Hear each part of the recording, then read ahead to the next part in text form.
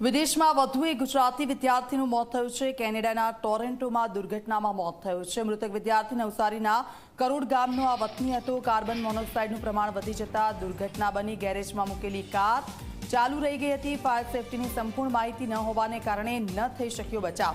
કેનેડાની સ્થાનિક ન્યૂઝ ચેનલે આ અંગેના સમાચાર પણ પ્રસારિત કર્યા હતા। સંવાદદાતા ધવલ અમારી સાથે જોડાઈ ગયા છે। ધવલ, મૃતક વિદ્યાર્થી ક્યાંનો રહેવાસી હતો ને તે અંગે શું માહિતી વધુ?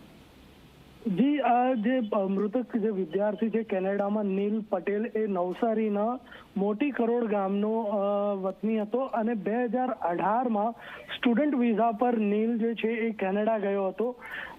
ત્યાં ગાડી એની નાની બહેન સાથે રહેતો હતો અને જે ઘરમાં એ લોકો રહેતા હતા ત્યાં ગાડી કાર જે ચાલુ રહી હતી અને એના કારણે કાર્બન મોનોક્સાઇડ જે છે એ ઘરમાં પ્રસરી જતા 6 લોકો એનાથી પ્રભાવિત થયા હતા। એમને તાત્કાલિક હોસ્પિટલ ખસેડવામાં આવ્યા હતા। તેમાં નીલની તબિયત વધારે લથડતા એનું સારવાર દરમિયાન મોત નીપજ્યું હતું। ઘટનાની જાણ જ્યારે ઘરે થઈ છે ત્યારે પરિવારજનોમાં શોક વ્યાપ્યો છે। 3 ભાઈ બહેનો છે, એમાં 3 સ્ટુડન્ટ વિઝા પર કેનેડા ગયા હતા અને નીલ સૌથી મોટો હતો એટલે પરિવારમાં શોકની લાગણી છે। જી બિલકુલ, આભાર ધવલ, આપની પાસેથી માહિતી લેતા લઈશું।